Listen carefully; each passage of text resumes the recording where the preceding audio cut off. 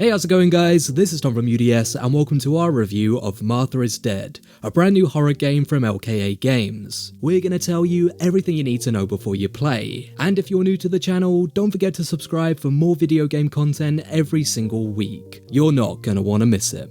2021 was a great year for horror games pretty much across the board. From indie titles like Lamentum to AAA juggernauts like Resident Evil, it's a good time to be a fan of the spooks. Looking to keep this good run going into 2022, we have Martha is Dead. Set in WW2 Tuscany, you play as Julia, a young woman whose twin sister Martha has mysteriously died, leaving you to figure out what's happened. Naturally, not everything is as it seems, and it won't be long before your sanity as well as your life are in danger. Promising to be one of the scariest games of the year, will Martha is Dead deliver? Watch on to find out.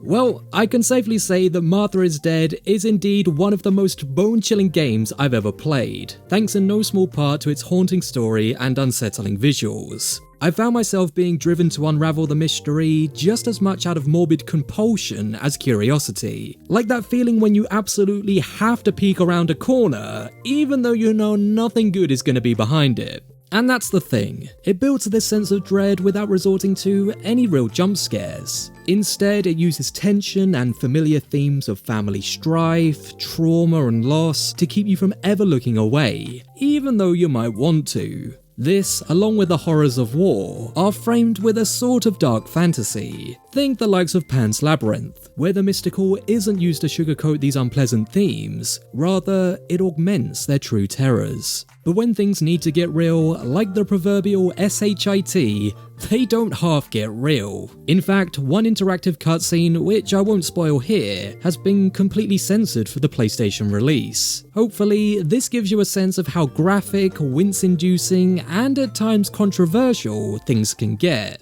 Player discretion is very much advised.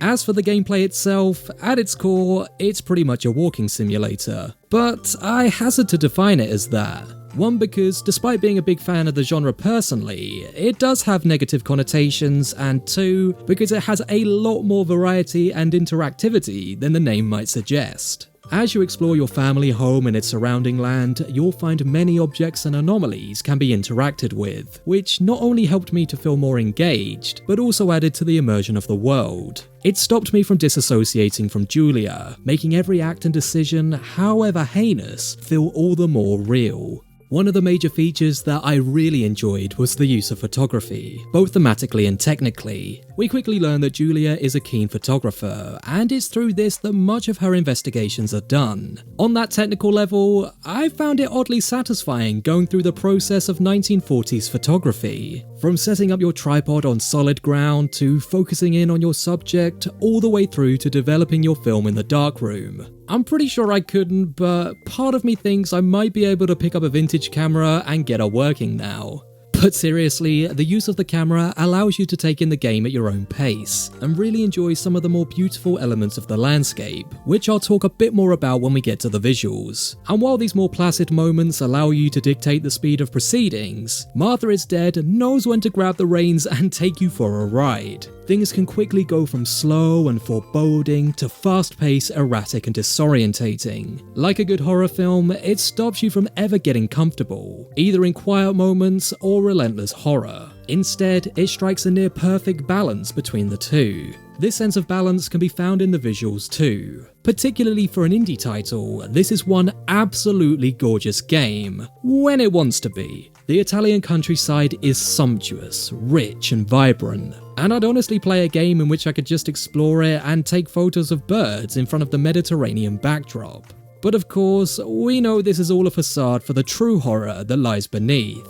When it needs to be, this is one of the most sickening titles I've ever played. I'm not squeamish, but it made my stomach turn on more than one occasion, and I really think it's the duality of beauty and brutality that helps to highlight this. Like I said at the start of the video, we're living in a true golden age of horror gaming, but Martha is Dead manages to stand out from this prestigious bunch. It combines a unique premise and setting, thoughtful meditation on relatable themes, and some truly chilling, gruesome gameplay to make for one of the most impressive indie games I've played in recent years. Make no mistake, it doesn't pull any punches, and it won't be for everyone. Be prepared to deal with some pretty harrowing material, but for those who are craving an altogether new horror experience, playing it is a no-brainer.